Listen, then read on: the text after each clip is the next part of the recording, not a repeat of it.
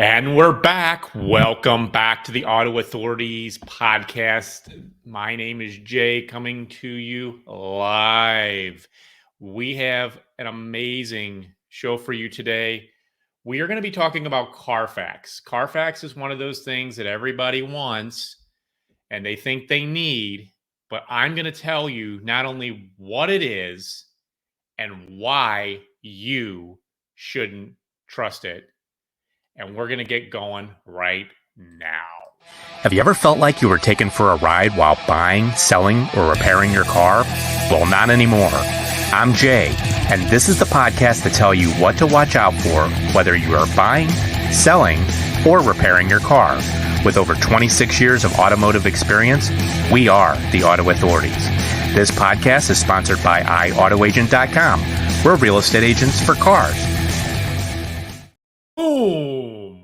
Welcome back to the Auto Authorities Podcast. My name is Jay, and if you are just tuning in, we are talking about what a Carfax is and why you shouldn't trust it. Everybody, we have been trained, haven't we? I've got to get a Carfax on every car. And I'm going to tell you not only why you shouldn't trust it, but I'm going to let you know how to read it and then make that decision if you should trust it or not trust it. But before we get going, I wanted to really thank our sponsor, Podcastify.me. That is Podcastify.me. They make this beautiful show every single week coming to you live. And if you want your own podcast just like this, contact Podcastify.me. That's Podcastify.me.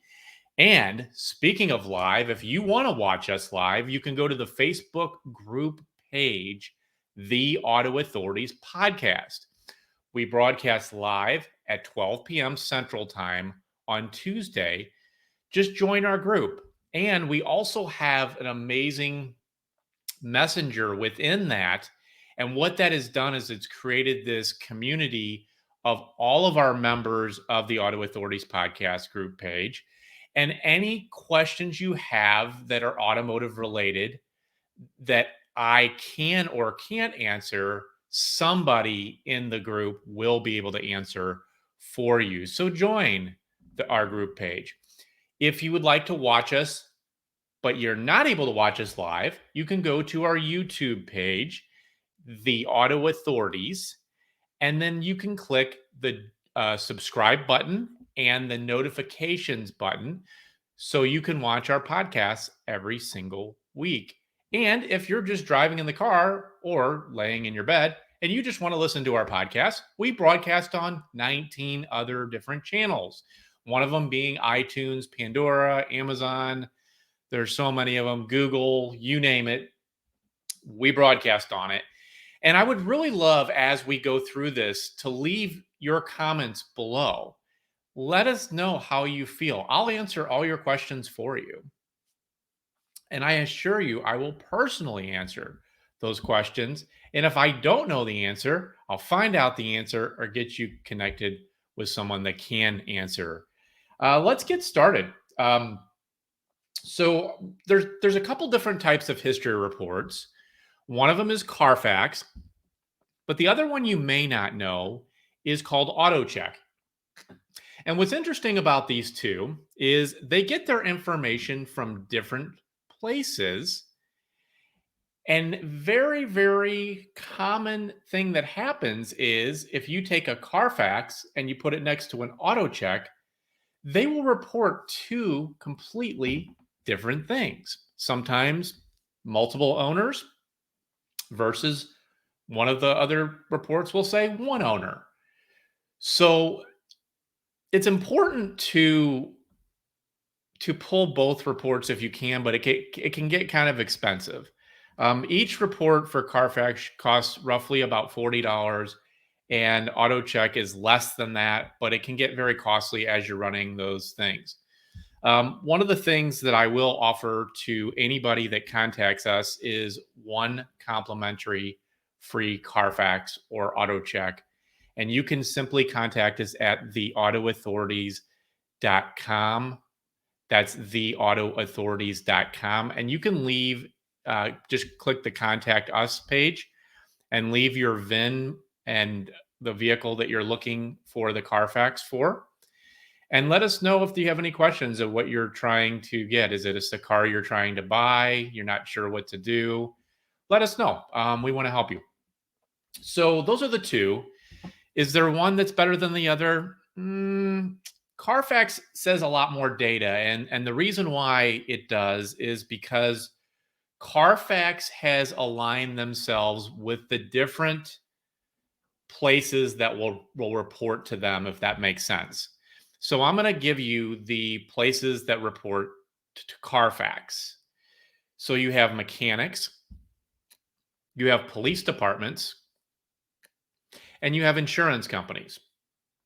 So if you're in an accident and you do a police report and the police precinct is connected with Carfax and they have made a partnership with Carfax, chances are your accident will show on Carfax. Insurance company, if you have an insurance claim on your car, chances are if they are connected and if it's one of the really big insurance companies, it's going to show up on Carfax. And then mechanics is another one.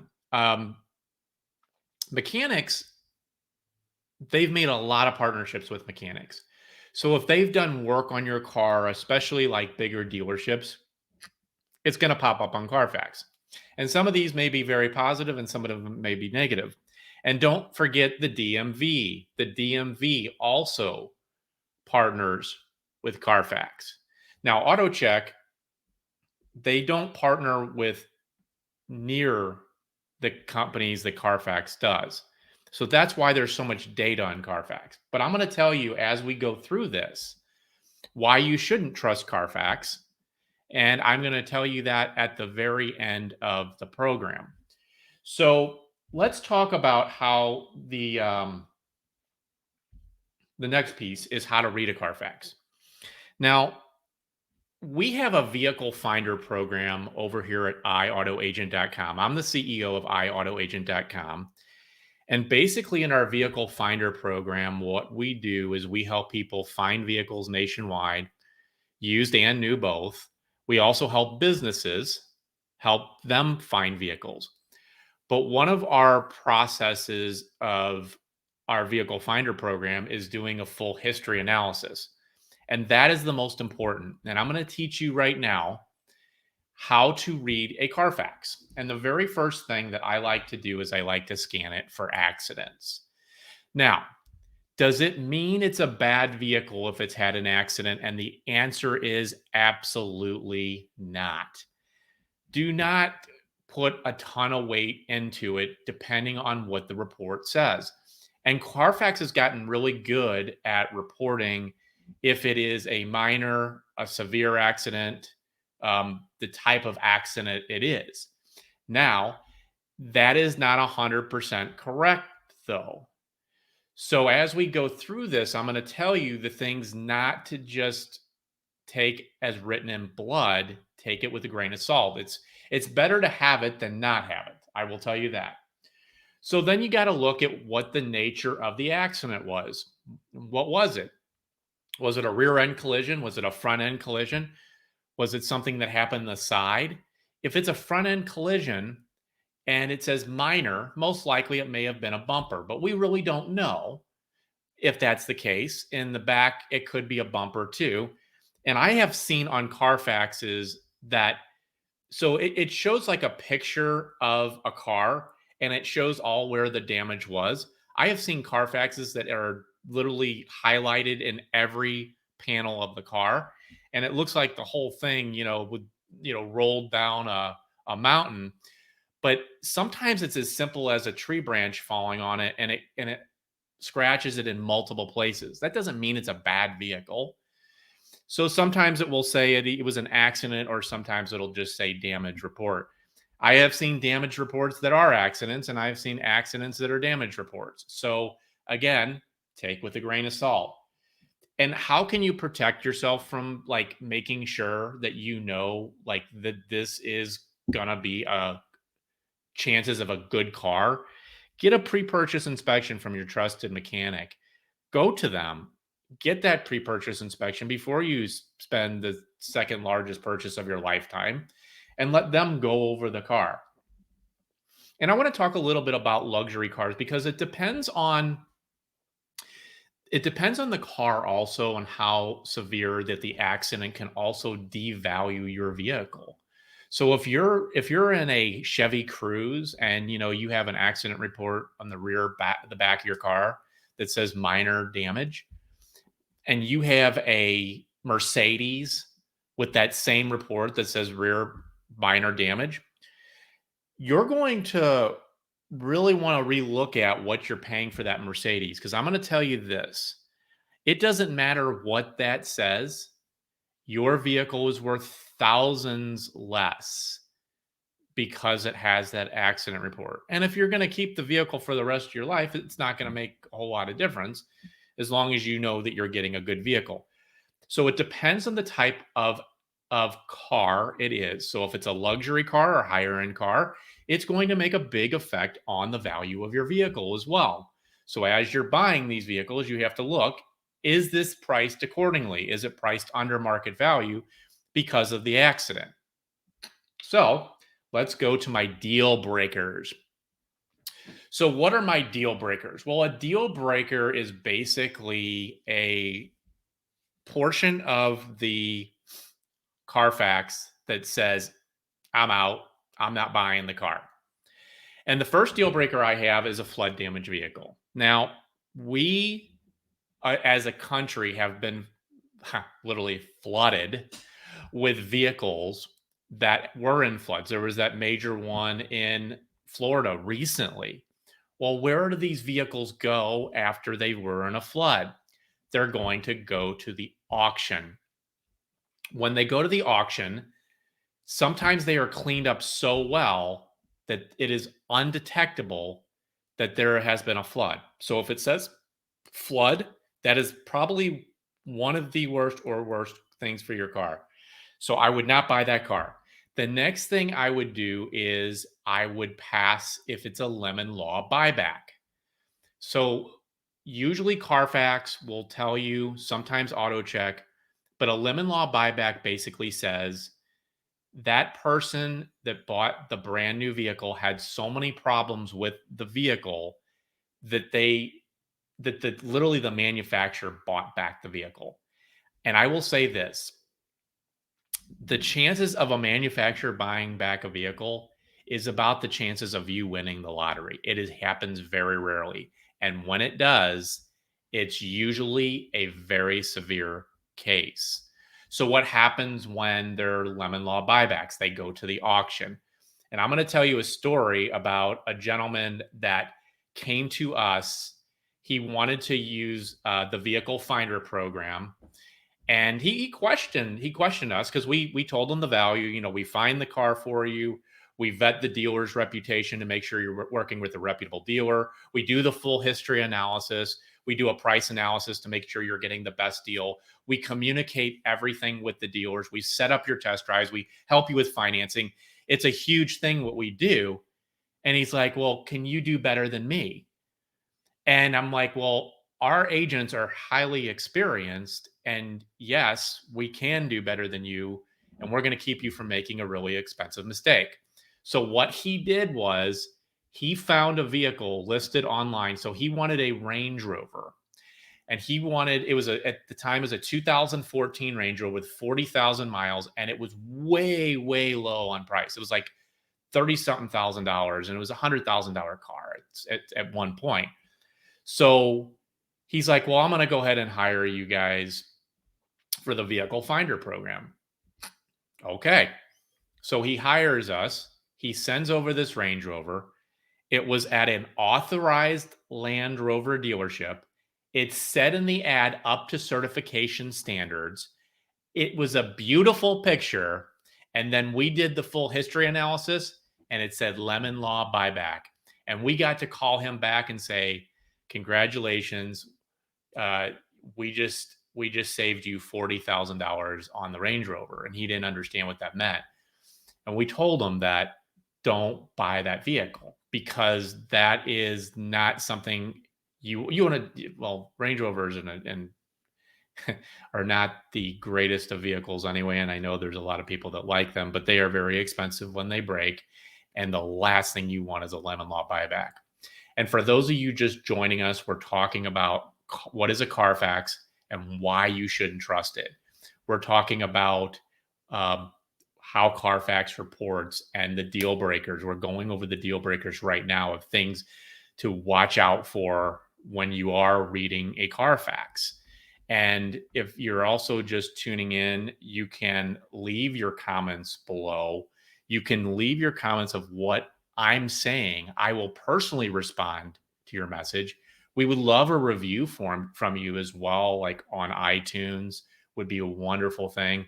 If you like what we're doing and we're giving you valuable information, give us a great 5-star rating. So let's really get into these deal breakers because we talked about the flood, and the flooding is a deal breaker. But another thing is a lemon law buyback, but even more so is a salvage title. And what a salvage title means is something happened where that vehicle was totaled out by an insurance company. They went ahead and they put the vehicle back together, and now it's being sold as a salvage title. You want to stay 1,000,000 miles away from that vehicle. And I don't care if you're talking to somebody and they're like, well, it was totaled out because of hail damage. Well, that may have been, but I would not take the chance. And if you do want to buy a salvage title, it should be sold at 50 cents on the dollar of what that vehicle is really worth. So if you have a $30,000 vehicle, it should be being sold for $15,000. My company, iAutoAgent.com, does not deal with any of these deal breakers. We do not mess with them because it isn't worth it, and we have integrity.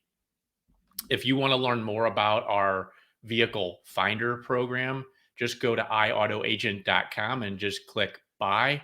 You can see the vehicles that we have for sale, and then you can also learn about our vehicle finder program. There's a drop down for that as well if you would like some help, and we work nationwide. But the next thing is called frame damage, and that's almost as bad as a salvage title. And basically what that means is that vehicle was in an accident that caused frame damage. So usually a vehicle has a unibody frame, one frame, all in one on the bottom of the vehicle. If that is compromised at all, there really is no way of fixing it. There's also some other ways that the vehicle can be considered frame damage.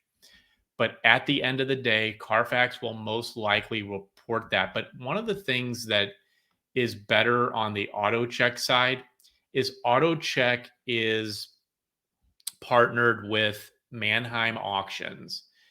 And when a vehicle comes through the auction and they deem it frame damage, it will be announced at the auction and it will be listed on the auto check. And sometimes that doesn't get onto Carfax. So you can see where there's a disparity between these two history reports that we all have grown to know, like, this is like what we need. But you can see that you got to take it with a grain of salt. Now, the last thing I want to talk about that's a deal breaker is mileage rollback. So, what is a mileage rollback? It is basically somebody taking the mileage on a car, rolling the miles back, and then reselling the car with lower miles. Now, I'm going to give you a couple caveats to that. When you are looking at Carfax, it's very possible, because remember I said the DMV is one of the partners of Carfax, but also mechanics are. If they make a mistake on a digit, let's say it has 100,200 miles, okay? If they make a mistake and take a zero off that, and now it has 10,000 miles on it, that is where what we call a clerical error happens. But what I'm talking about is, and I can tell you a situation very that happened to me. So I'm an automotive advisor on TV here in St. Louis, and one of my really good clients, very, very smart, he went ahead and tried to buy a vehicle on his own. He didn't use our vehicle finder program. And he came to us and he's like, I think I got screwed. Well, what happened is he bought a vehicle that had the mileage rolled back. And there were so many other things with this story, but the point I want to try to make is this. There is a device that you can buy under $100, and believe me, I am not condoning this, but you can hook it up to your car and you can literally click a couple buttons, hooking it up through your phone, and you can roll back the mileage on your vehicle. And so that is completely illegal. However, it's being done all the time. So you really have to look at where you're buying this vehicle from as well. Is it a reputable dealership? Is it, an Honest Abe dealership, one of these small dealerships on the side of the road? Is it a private owner? Where are you buying these vehicles from? And are you going to be able to know if you're buying a vehicle that had miles rolled back? And we had talked so many times about like how to look over a vehicle to see if it really looks like it has that, that mileage on it. The next thing I look at is I look at how many owners the vehicle has had. Everybody's so stuck on this one owner vehicle. Yeah, that is good. But what's even better is when you can look at the maintenance history. If it's had multiple owners, like let's just put it this way. Most people hop out of their cars in 3.5 years. That's about the average. So if they're hopping out in 3.5 years and you get a 4-year-old car, it might have had 2 owners. If you get a 10-year-old car, it might have had, multiple owners because not everybody is holding on to their cars, right? So don't get caught up on, like, if it's had 8 owners, like that's another story. But like if you get some of these really high end cars, like I'll just say Corvettes, or like really, really high end cars like Ferraris and stuff, someone might have only put 500 miles on that car and it may have multiple owners. It could have 4 or 5 owners, 6 owners, 7 owners, because the people that buy these cars, they buy them kind of as garage queens, and they don't put a lot of miles on them, and then they hop out of those cars because they have the money to buy them and they buy multiple cars. So I wouldn't really look too deep into that. But I also look at the type of car it is. And so my favorite car is actually a private owner car or a personal car. My second favorite car is a lease. I don't like rentals. I don't like taxis. And I'm not that much of a fan of government vehicles. And I'll tell you the reason why I like personal vehicles first and leases second. Because the personal vehicle is that is someone that went out, they put their hard-earned money, financed the vehicle, and they have ownership of that vehicle. So that's the best one. And also having it as a trade-in at the dealer too, versus a dealer buying it at the auction. And it's not a bad thing if you see the car coming from the auction, but because a lot of leases go to the auction, if the dealership doesn't buy them directly from the individuals when they're turning them in. So that doesn't mean it's a bad vehicle by any means. And usually leases are really good because when you lease a vehicle, you have to take ownership in a way that if you damage that vehicle, you're paying for that when you turn in the lease, if you decide to turn it in. So people usually take good care of them. And a lot of these cars have, oil changes that come with it. So typically they're doing their maintenance. But a rental car, I'm going to tell you this, you get cars from like Enterprise and Hertz and Budget and all those places. If those cars are in an accident, 9 times out of 10, it will not appear on Carfax because they're not making a claim. They're doing everything in-house. And nothing ever happens to a car unless we know it happened to the car, right? But it really does happen to the car. And you really have to be careful when you're looking at some of these rental cars. And you have to look at, where did the vehicle come from also? If the vehicle came from up north, I'm really concerned about salt damage. If it came from, say, the East Coast, like New York and New Jersey, I'm going to tell you, there's some shady stuff that happens on the East Coast. Sorry if you live there, but we're seeing some very shady stuff, and the cars are not as well taken care of as maybe a Midwestern car. And Chicago, depending on what part of Chicago that vehicle could be in, people beat up their cars in the city of Chicago. So you really have to look at where that vehicle came from. Is it salt infested? And then when you think about like some of these other states like Arkansas and Florida, and Texas, they have different disclosure laws. And so what I mean by that is sometimes things can happen to a vehicle, massive, major stuff, and then it's never ever reported. So you really have to concentrate on where that vehicle is coming from. And the next thing I look at is maintenance history. I look at, were the oil changes done on a regular basis? Is this an oil change that needs to be at every 3,000 miles? Is it 5,000 miles? Or is it 10,000 miles? Were they keeping up with the maintenance? Now, if there is no maintenance history, that doesn't mean that they weren't keeping up with the maintenance. It means that they weren't taking it to a place that was partnered with Carfax or AutoCheck. So just, you have to do a second take at that. Obviously when you open the hood, look at the oil. Does it look, dark?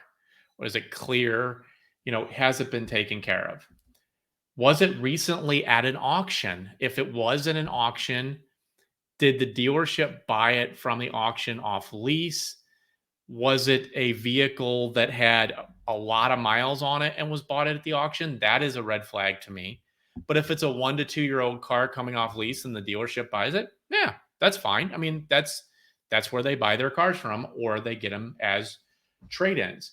So the other huge red flag too is, if you're looking at the Carfax and you're looking to see it was sold at the auction multiple times. So basically dealers bought it multiple times and then it wound up again being sold at a retail dealer. That is a major red flag.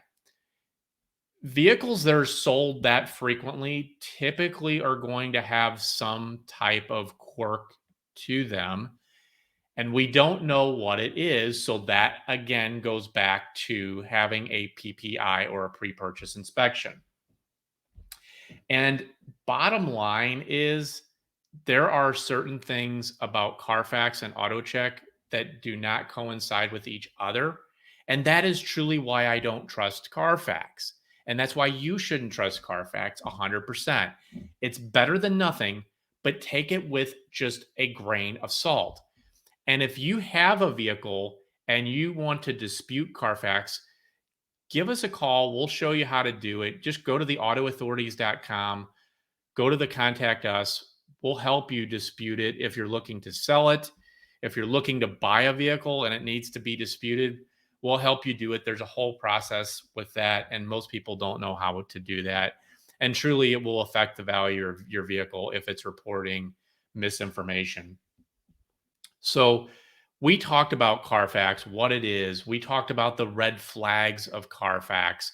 We talked about how to read a Carfax start to finish. And if you want any help buying a car, you most definitely can call iAutoAgent.com, go to our vehicle finder program drop down, give us a call at 636-614-3711 and ask about the vehicle finder program. We'll help you avoid all these things. It does get really complicated. I've been doing this almost I just celebrated my 26-year anniversary. But I really appreciate everybody tuning in today. I hope that you found it of value. Please leave your comments below, and we will see you on the next show next week.